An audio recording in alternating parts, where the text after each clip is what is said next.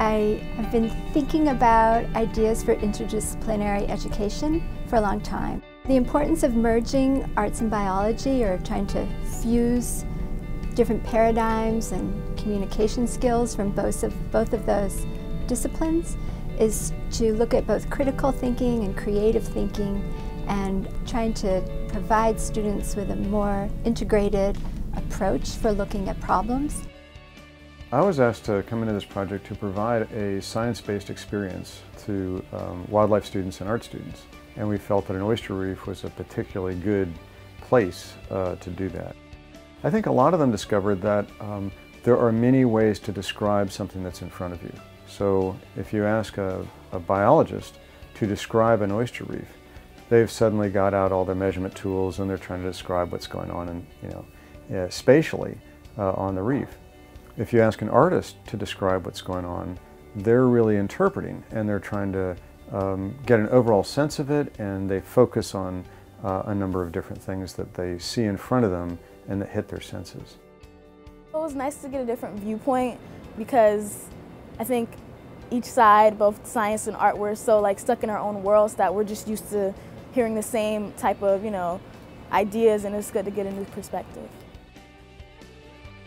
My contribution really focused on how could we incorporate critical and creative thinking and problem-solving skills that would appeal to both art majors and science majors. It was just so neat to see college students laughing in a class, because normally we don't expect that.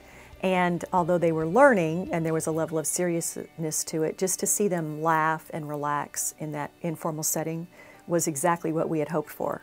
And we all afterward looked at each other and said, this is what it's all about.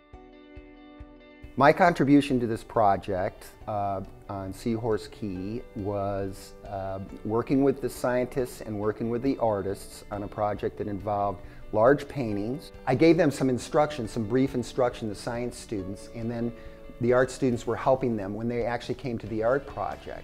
I think the last thing I said to them when I was done with my demonstration is, I want you to hold this thought in your mind. Don't for one moment doubt what you make. And then I started seeing fearlessness occur.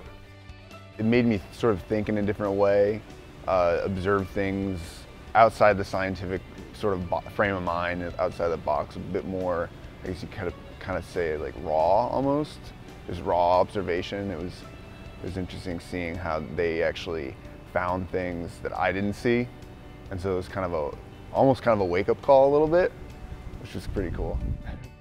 We know that in order to come up with solutions to the problems we face, traditional ways of thinking don't work, and it does involve creative thinking, brainstorming, problem solving, and the most successful problem solving occurs when you have people from a variety of different perspectives working together.